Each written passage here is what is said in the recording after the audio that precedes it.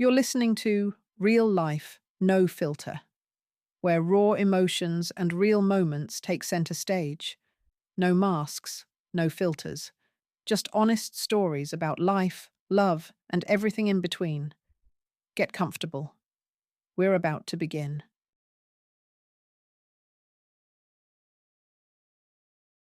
Mary's morning began with a rush. Today there was a scheduled medical examination at the hospital, and she absolutely had to see several specialists before her shift started. The main thing was to finish on time so she wouldn't have to stay late afterwards. Mary worked as a nurse and loved her job. But what sometimes drove her crazy were the constant changes to the schedule. Often she had to grumble when an unscheduled shift came up. Her colleagues immediately found an explanation. "Oh, why the long face? You're the only one of us without children, and an extra penny won't hurt you. We all have kids, families." "I have a husband too," Mary retorted. However, her husband, Robert, wasn't bothered by his wife's evening and night shifts at all. "Mary, don't worry about me." "What? Can't I heat up food for myself?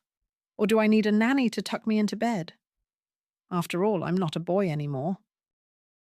So Mary ended up taking night and 24-hour shifts more often than the others.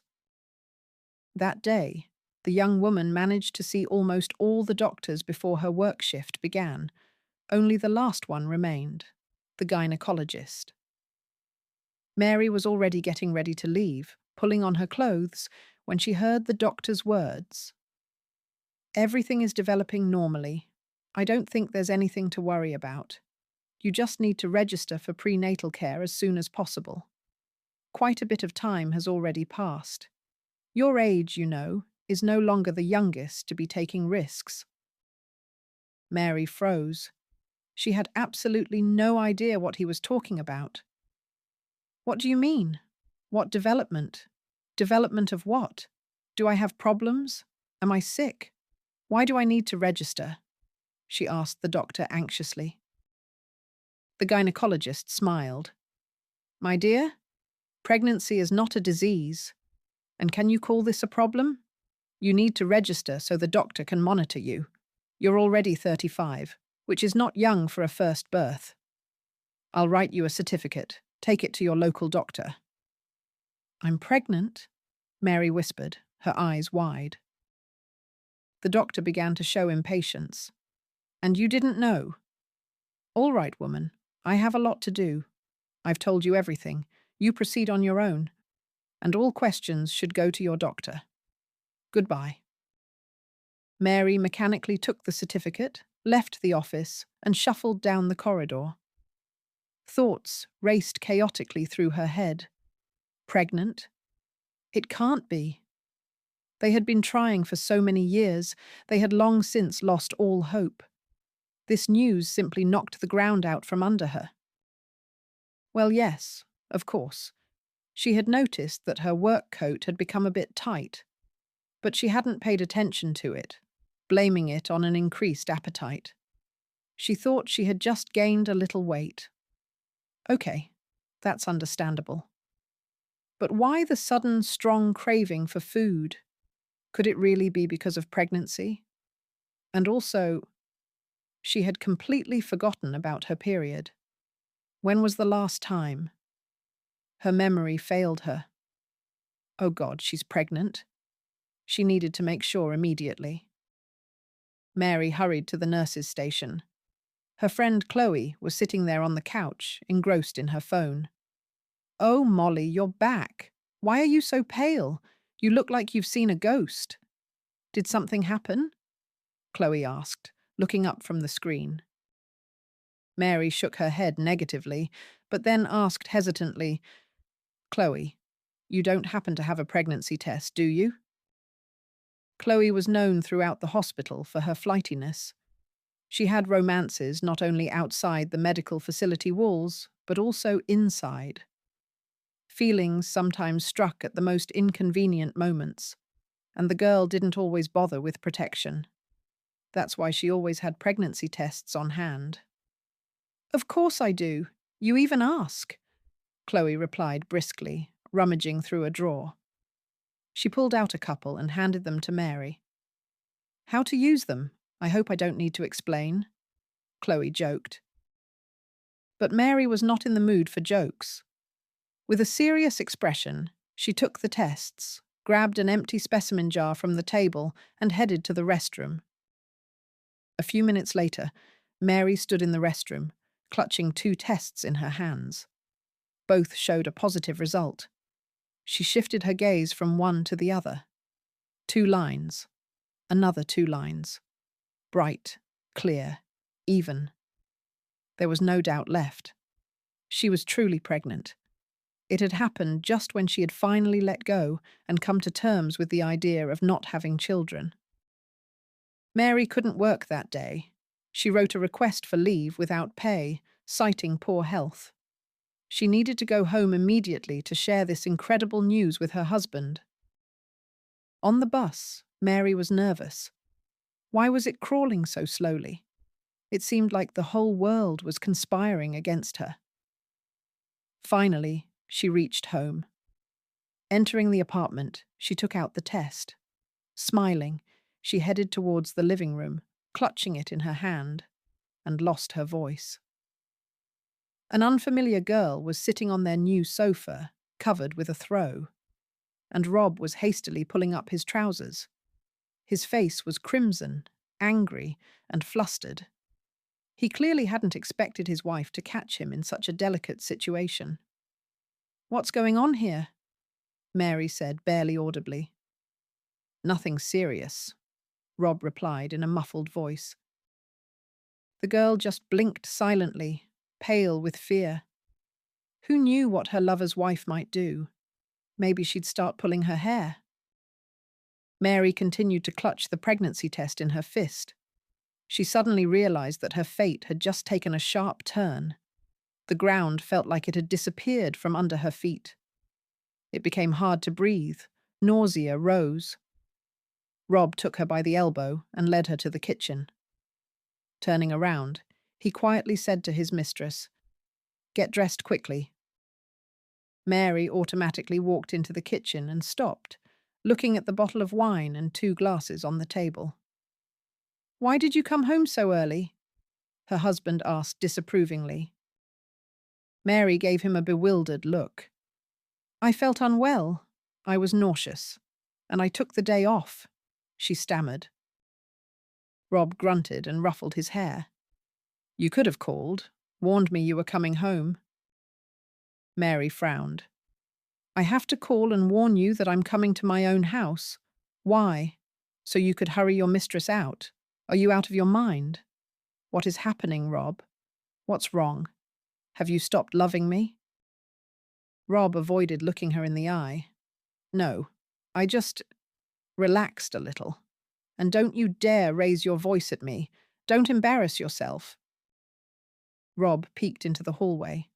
The front door slammed shut. The mistress was gone. "Rob, don't embarrass myself in front of whom? In front of your mistress? I can shout as much as I want. You have no right to shut me up." Rob flared up. "You know, I think I'll leave for now. I'll come back when you've calmed down. You're throwing a tantrum over nothing.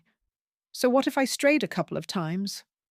"So what? I'm not leaving you, I'm living with you. That means everything is fine with me, and there's nothing more to discuss." "All right, I'm leaving. We'll talk later, when you can take everything calmly. While I'm gone, think about your behavior. Maybe you'll realize what you're doing wrong, since I had to get a mistress. And she, by the way, doesn't throw tantrums at me because I have a wife, even though she could. She just enjoys herself. I advise you to reflect on that." And Rob left. A couple of minutes later, the front door slammed again. Mary stood in the kitchen, not moving.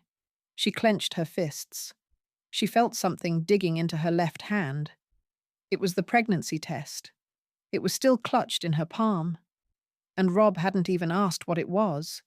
He hadn't even noticed it. Mary started to cry. Half an hour later, Mary made a final decision. She didn't want to live with this person anymore. He had betrayed her, and it seemed she wasn't as necessary to him as she had thought. Staying home was unbearable, so she went to the hospital. Chloe was there. Maybe she could comfort her somehow. Chloe immediately understood from Mary's appearance that something had happened. "Mary, why are you back? You were feeling unwell. What happened?" Chloe asked. Mary couldn't hold back and burst into tears again, telling her friend everything. Her friend listened attentively, then sighed heavily. "Well, friend, you've certainly had a day.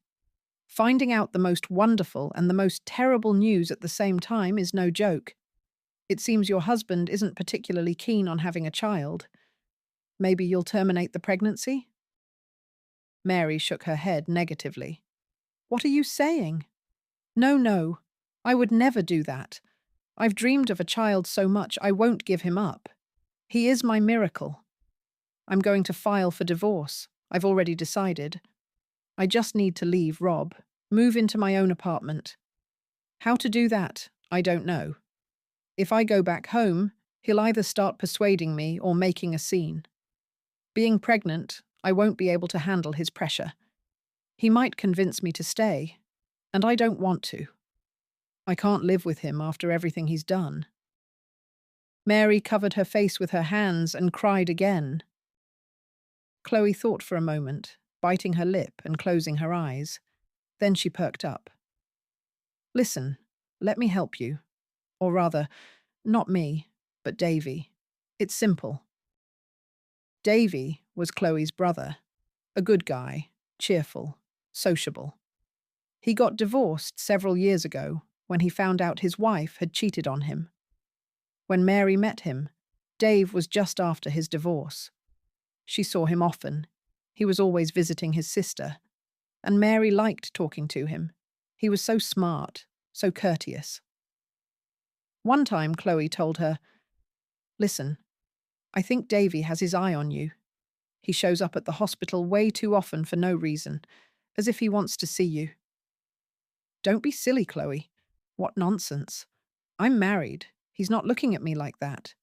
You're just imagining things," Mary replied.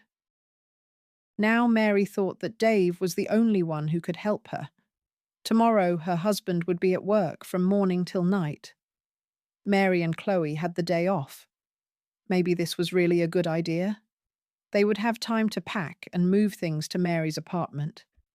How lucky that she hadn't rented it out to anyone after the last tenants. Mary agreed. Chloe called her brother, and they arranged everything. Mary went to stay the night at Chloe's place when their shift ended. Her husband called her all evening and night, but Mary didn't answer. The next day, Dave was at his sister's place by 7 in the morning. "Are you crazy? Why did you show up so early? I'm not even up yet." But Mary was already awake. While Chloe went back to sleep for half an hour, Mary made breakfast for Dave and fed him. She didn't tell him anything about her problems with her husband, but judging by his face, he really wanted to know the details. However, he didn't ask any questions. He just said, "Molly, you can always count on my support. I'm so sorry that you're unhappy and your husband is a jerk. For a woman like you, I'd move mountains. And I'd make sure she was the happiest woman in the world. I would never trade you for anyone else." Mary just nodded, but felt warm and good inside from such sincere words. She noticed that when she accidentally touched his hand while handing him a plate of pancakes, his hand trembled. Could Chloe have been telling the truth? And Dave really liked Mary? Oh, what nonsense. They quickly moved Mary's things to her apartment, and she immediately felt lighter. Chloe was in a hurry for a date with yet another suitor and left, leaving Dave and Mary alone. "You can go too. I can manage myself. Thank you very much," Mary said.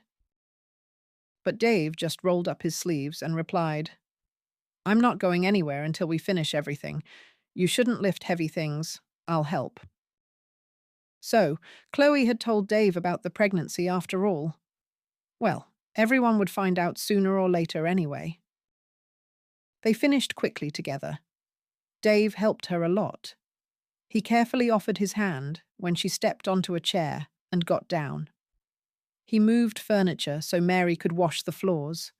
He fixed the toilet and washed the windows where Mary couldn't reach. Mary watched him and thought, why wasn't Rob like this?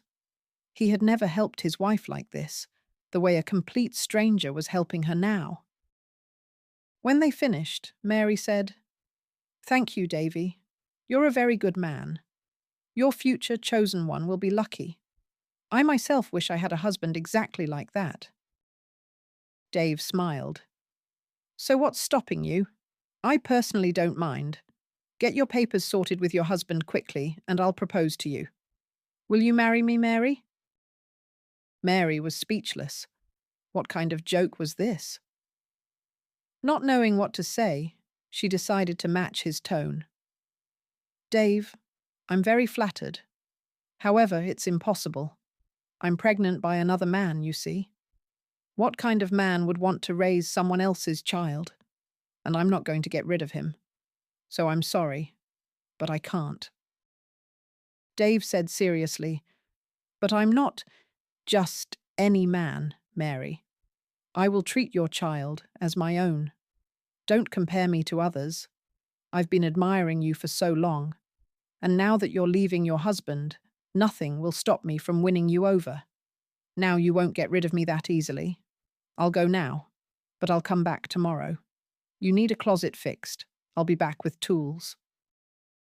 And he left, and Mary sat in the kitchen for a long time afterwards, not believing her ears. Mary stepped out onto the building's steps, squinting in the bright sun. In her hands was a huge bouquet of flowers. Her husband stood beside her. Davy held a baby in his arms and beamed, and Mary smiled. Chloe ran up to her with her suitor, who was soon to become her husband.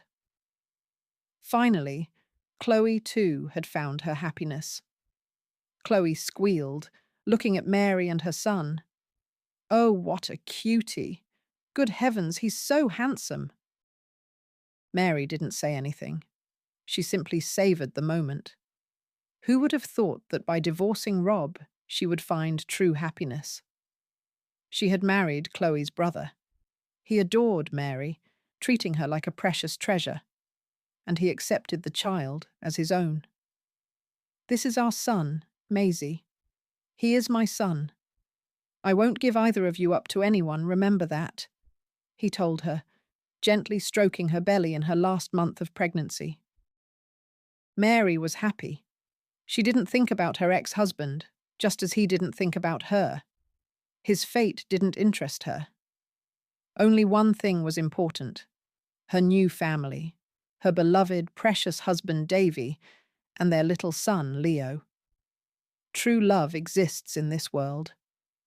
Now Mary knew this for sure.